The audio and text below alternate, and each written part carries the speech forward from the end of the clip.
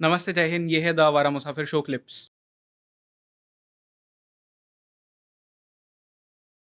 इन्होंने इंक्वायरी जब करी अंग्रेज़ों ने, तो उनको जब ये डाउट हुआ तो उन्होंने अमेरिकन से बात करी, ठीक है? क्योंकि अमेरिकन्स ने पहले इंक्वायरी स्टार्ट की सुभाष बोस की डेथ पे, उन्होंने ही ताइवान में पहले वो पहुँचे, उन्होंने ही हबीबुर रहमान को अरेस्ट किया था। अमेरिकन्स का क्या इंटरेस्ट था इस मतलब पूरे दे स्टोरी में? Occupied that area okay. And Americans were on the other MacArthur side. was in charge. He was American, no? So he was the whole Japan commander of the whole Taiwan operation. पे सब में occupation Americans ने किया, तो हबीब रहमान को उन्होंने arrest किया। तो अमेरिका में सुभाष बोस की डेथ की इंक्वायरी अमेरिकन्स ने करी है पहले, और ताइवान उनके कब्जे में था। तो ब्रिटिश इंटेलिजेंस ने उनको अप्रोच किया, तो वो लेटर वेटर मिल गए।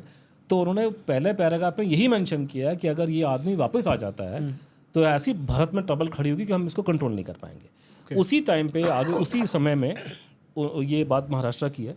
आपको देखिए, मुझे महाराष्ट्र की याद आ रही है बाबा, क्या बॉम्बे से आया, तो मैं आपको महाराष्ट्र का एग्जांपल दे रहा हूँ। जैसे फॉर एग्जांपल बहुत से लोगों को ये पता नहीं कि नेताजी का सबसे बड़ा सीनियर मोस्ट ऑफिसर जो है आईएनए में, हम आईएनए की बात करते हैं, वो कौन थे? तो आईएनए में सबसे सीनियर मोस्ट जो चीफ ऑफ स्टाफ थे, जनरल जेके भोसले, शिवाजी महाराज के डिसेंडेंट थे। हैं? तो आईएनए का सबसे बड़ा अफसर जो था, जो हम जो कहते हैं आजाद हिंद जगन्नाथ सरकार, राव भोसले. हाँ, तो वाह, ये मुझे भी नहीं पता किसी था को कभी। नहीं पता। तो वो Jagannath Bhosle was the senior most officer in the INA. He was the chief of the staff of the INA, और उनका डेप्यूटी चीफ ऑफ स्टाफ था हबीबुर रहमान। और हबीबुर रहमान के साथ में थे वो पीएन ओक, पूना वाले, जिन्होंने वो तेजो महल वाली कहानी जो फ्लोट करी है, वो कि तेजो महल जो है वो ताजमहल जो तेजो महल है। ऐसे तो वो दुनिया भर की थ्योरियां फ्लोट करते थे, लेकिन नेताजी की जब डेथ की बात आती थी तो कहते थे कि मेरा दोस्त हबीबुर रहमान जो बोल रहा है वो ठीक है। तो उस मामले में अपने वो हबीबुर रहमान के फेवर में थे वो। अदरवाइज उनके पास में दुनिया जहान भर की थ्योरियां, वहाँ भी डाकोटमी है कि वैसे तो आप सुबह शाम बैठ के आप मुसलमानों को गाली दे रहे हैं हर चीज़ों में, लेकिन जहाँ नेताजी की डेथ की बात आई तो आप अपना आपका याद आ रहा है कि आप मेरा दोस्त हबीबुर रहमान तो ये बोलता था। ठीक है, वो अलग कहानी में, उसमें हम हिंदू मुस्लिम इशू हमने इस पर डील किया, वो एक अलग कहानी बताने की। दूसरा ये कि ये ज़्यादा खतरनाक कहानी है, इसको मैंने रिपीट किया है, लेकिन इसकी सेंसिटिविटी लोग समझ नहीं पा रहे हैं कि कितनी खतरनाक बात है। अगर ये चीज़ अगर हम ना बोल करके अगर अरुण शूरी बोलतेगा तो पूरे मीडिया बवाल बच जाएगा। और ये डॉक्यूमेंट के बेस्ड है। डॉक्यूमेंट बेस्ड ये है कि इसी टाइम पे, मतलब ये नेताजी के मरने कई महीनों के बाद में, एक बहुत जाना माना अमेरिकी पत्रकार लुई फिशर, वो महात्मा गांधी से पंचगनी में महाराष्ट्र में जाके मिलता है। ठीक है, ये रिकॉर्ड हिस्टोरिकल है, इसमें सबको पता है। फिशर बहुत जाना माना अमेरिकन जर्नलिस्ट था, उसके तार अमेरिका के टॉप लेवल लोग के साथ में थे, और गांधी जी के मैसेज वो लेके यहाँ वहाँ जाकर था, और हमारा भारत का मित्र था। उसी की किताब पे बेस पे वो फिल्म बनाई गई है आपकी, वो एटनबरो की गांधी, वो फिशर की किताब में बनाई गई है। तो फिशर को गांधी जी मिलते हैं, उनकी जो बातचीत होती है वो किसी को नहीं पता। फिशर साहब चले जाते हैं अमेरिका में। आगे आप जाइए फास्ट फॉरवर्ड 90s में आते आते फिशर साहब की डेथ हो चुकी है। उनके मरने के बहुत समय बाद उनके खानदान वाले उनके कागज़ पत्र को उठा करके प्रिंसटन यूनिवर्सिटी में डाल देते हैं। तो 90s के दशक में आकर के कोई जाके खोल के देखता है, बाद में हमने भी देखा उसको, अभी हमने उनको चिट्ठी विट्ठी लिखी, तो जब उनके कागज़ खोले गए तो वहाँ से कुछ कागज़ निकलने शुरू हो गए, और उसमें से एक चिट्ठी निकल के फॉर एग्जांपल आती है कि उनके फिशर के गांधी जी के मिलने के बाद, नेताजी के मरने के बहुत महीने बाद की खबर है, ये फिशर साहब उनसे मिलते हैं। उनके जाने के बाद गांधी जी के बिहाफ पे उनको एक चिट्ठी लिखी जाती है, जिसमें एक्सप्लेन किया जाता है कि गांधी जी का स्टैंड क्या है। तो गांधी जी का उसमें स्टैंड ये होता है कि भारत की जब फौज है अब वैसी नहीं है जो पहले फर्स्ट वर्ल्ड वॉर में थी। अब ज़रा थोड़ा से जोश वाले हो गए हैं लोग, और वहाँ उन्होंने ये बात मेंशन उस चिट्ठी में आ रही है कि अगर सुभाष बोस रूस की मदद से भारत से वापस आ जाते हैं तो गांधी जी देश को संभाल नहीं पाएंगे। If he comes back at the head of a Russian army. With the help of Russia अगर वो आ जाएगा, रशिया की मदद से, तो ना केवल गांधी जी को इस बात का मालूम था नेताजी नहीं मरे प्लेन क्रैश में, उनको मालूम है कि वो रूस के अंदर है, और ये उनको डर, उन्होंने ये कन्वे किया कि अगर ये आदमी रूस की मदद से वापस आ जाता है तो ऐसी बखेड़ा खड़ा होगी हम संभाल नहीं पाएंगे। और यही बात यही बात इंटेलिजेंस के लोग भी बोल रहे हैं।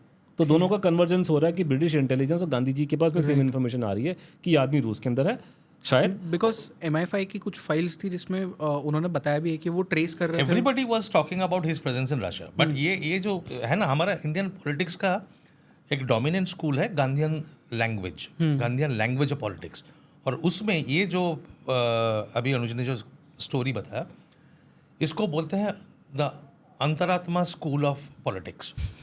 अंतरात्मा बात करते हैं, तो गांधी जी के साथ अंतरात्मा बात करते थे, तो उनको अंतरात्मा से पता चलता था कि ये हो रहा है, जो हमें 2004 में भी देखने को मिला when Sonia Gandhi was likely to become the prime minister, then she said कि अंतरात्मा की आवाज़ सुनी है, she will not.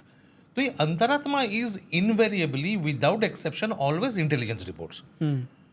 तो अंतरात्मा हमसे बात नहीं करता है, वो इंटेलिजेंस रिपोर्ट आते हैं पीछे से। राइट। तो इंटेलिजेंस रिपोर्ट के बिना ऐसे बात कोई कर नहीं सकता। तो गांधी जी न्यू, गांधी जी ने he was in Russia, that is, अब वापस आ गए तो प्रॉब्लम खड़ी हो जाएगी। उसके बाद तो एनी हो, तो ये कहानी निकल के आ रही है। तो 1951 तक आते आते भारत सरकार को अगर 46 में ना भी मालूम हो, थ्रू हरिन शाह जो उन्हीं का आदमी था, मतलब कांग्रेस का आदमी था, तो अगर आप वो ना भी हो तो इनको सरकार को 51 तक, क्योंकि उसके रिकॉर्ड हमने किताब में लगा दिए हैं। आप रिकॉर्ड पढ़ लीजिए, हमने किताब में आपको देखा होगा, हमने फोटो कॉपी लगा रखी है और रेलिवेंट क्वेश्चंस की किताब की। हर फाइल का आप अपने मुंह खोलने के लायक नहीं है, हम जो बोल रहे हैं आपको चप्पलें निकाल के मारी हैं आपके रिकॉर्ड दिखा के। सरकार को मालूम है कि ताइवान में रिकॉर्ड अवेलेबल जो मिले हैं उससे डेथ प्रूव नहीं हो रही है, इन्होंने छुपा दिया, ठीक है। उसके बाद में 1955-56 में जब ये शाहनवाज कमेटी बनाई जाती है अंडर प्रेशर, तो शाहनवाज कहता है मुझे ताइवान जाना है, तो कहते हैं हम आपको वहाँ जाने देंगे नहीं, हाँ प्रॉब्लम खड़ी हो जाएंगी, ये प्लांट हमका ना, हम इंक्वायरी खुद करवाएंगे इनडायरेक्टली। तो हमने अंग्रेजों की मदद से, ब्रिटिश सरकार की मदद से हमने ताइवान में एक इंक्वायरी होती है सन 56 में, ठीक है। उसकी रिपोर्ट मिलती है उनको, वो रिपोर्ट भी मतलब डायरेक्टली इनडायरेक्टली ये दिखा रही है कि प्लेन क्रैश की थ्योरी कंफर्म नहीं हो रही है। सरकार क्या करती है, छुपा दो उसकी, इसको आज तक वो रिपोर्ट अवेलेबल नहीं है भारत के अंदर, छुपा दी उन्होंने।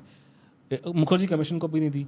वो किस्मत की बात है कि ये रिपोर्ट क्योंकि अंग्रेज़ों के थ्रू आई थी, तो अंग्रेज़ों ने अपने लंदन में अपने आर्काइव में पब्लिक कर दी है, तो आपको वहाँ लंदन में मिल जाएगी, और वहाँ उन्होंने लिखा हुआ है कि हमने भारत सरकार को इन्फॉर्म करा इस केस के बारे में। तो ये भारत सरकार का, अगर पूरी जो नेताजी की जो डेथ मिस्ट्री है उसका अगर मैं आपको निचोड़ निकालूँ, basically it's all about going to Taiwan, और ताइवान में जाकर के आप रिकॉर्ड चेक करो। That is the entire story of Netaji death mystery from the point of view of evidence. और उसमें बड़ा क्लियर आपको एविडेंस दिखाई दे रहा है कि भारत सरकार नहीं चाहती कि आप ताइवान जाओ, और भारत सरकार नहीं चाहती कि आप पता लगाओ कि वहाँ रिकॉर्ड है कि नहीं है। That is the whole story. नहीं, इसके साथ आपको ये भी बोलना होगा, this is the story but not the whole story. No, not the whole. It is a main evidence part of the story.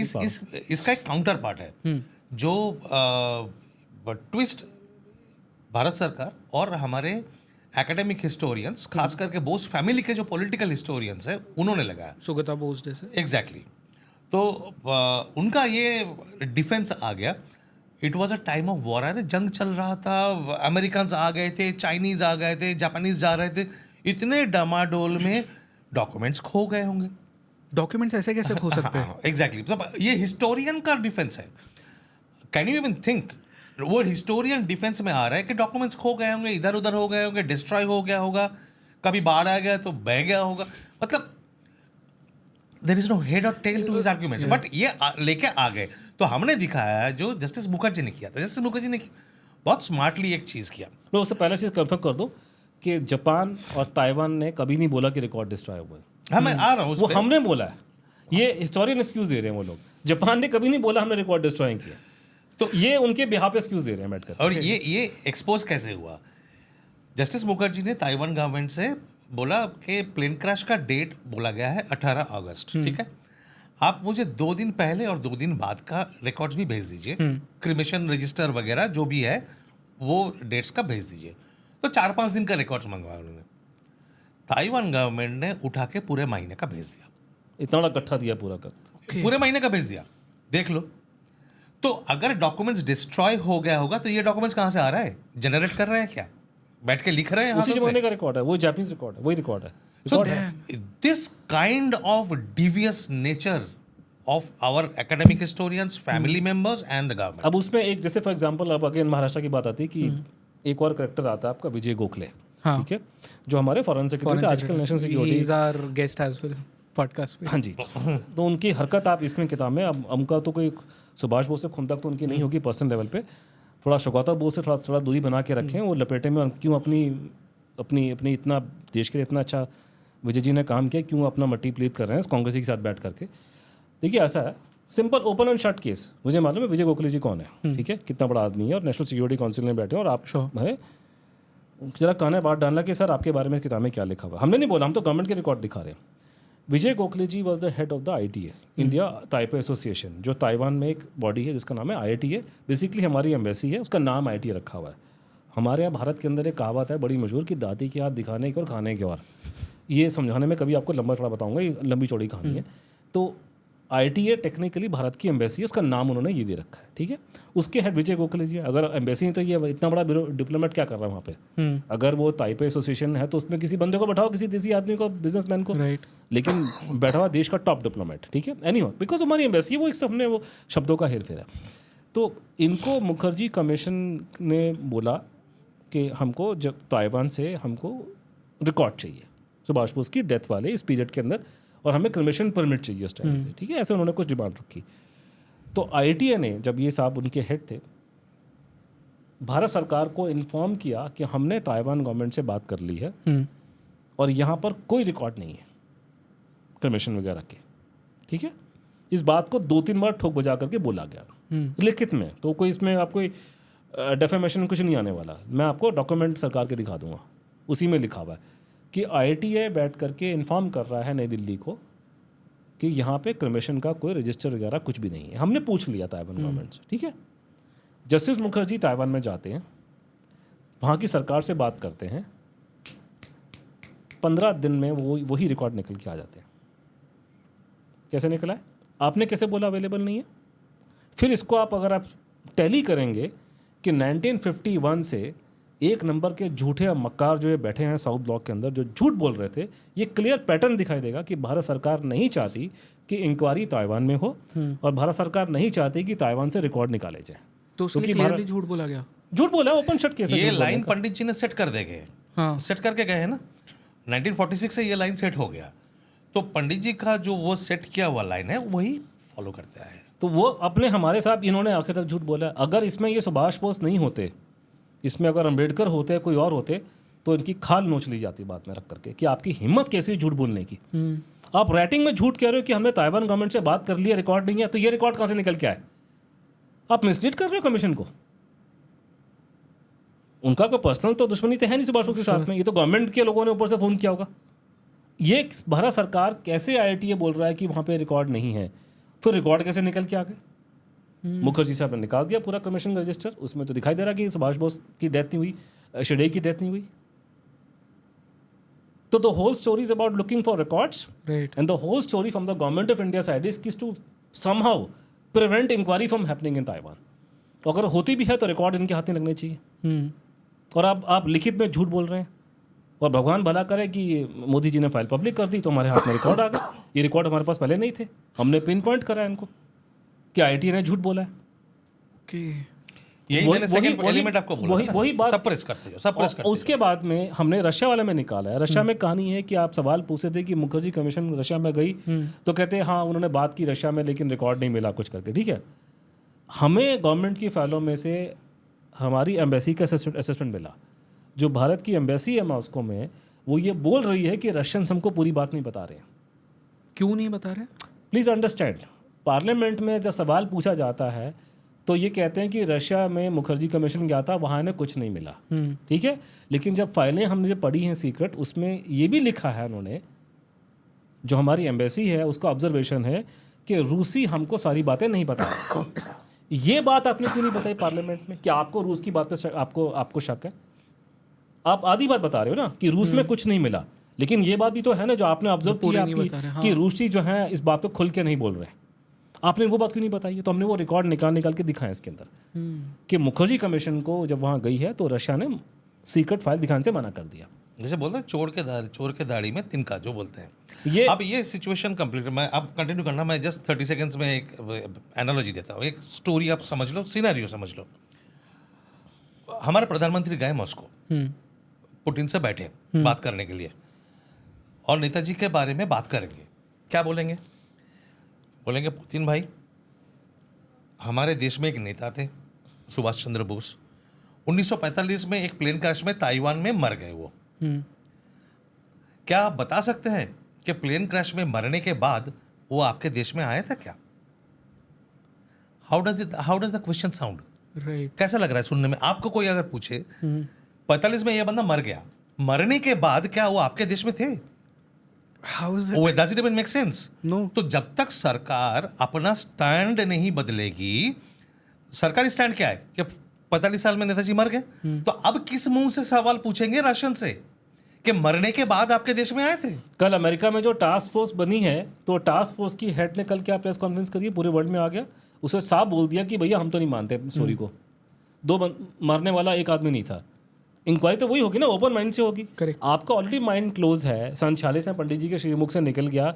आपका भारत सरकार का दावा ये है कि सुभाष बोस की प्लेन क्रैश में डेथ हो गई है, ठीक है। तो जब आपका ये मानना है, आपका ऑफिशियल स्टैंड है, तो कौन सी विदेशी सरकार आपसे कोऑपरेट करेगी?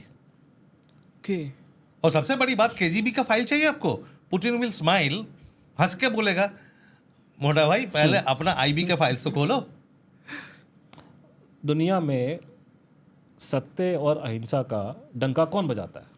गांधी जी, इंडिया। हम बजाते हैं। दुनिया में किस देश के नेता सबसे ज़्यादा सत्य अहिंसा की बात करते हैं? इंडिया। दुनिया में शांति, जैसे मैंने बताया ना कि अभी बात चल रही कि ट्रम्प साहब ने बोल दिया कि कनाडा को मिला दो, ये कर दो। कोई हमसे ट्विटर में कोई बोल रहा था कि ये तो अपनी कंट्री की चिंता कर रहा है। मैंने कहा बिल्कुल ठीक है, अपनी कंट्री की चिंता कर रहा है। दुनिया में इकलौता देश है भारत देश जो अपनी चिंता नहीं करता और दुनिया में शांति की चिंता करता है। हम अपनी कंट्री के इंटरेस्ट से पहले दुनिया की चिंता करते हैं। यही बात हमको पढ़ाई गई सुबह स्कूलों में।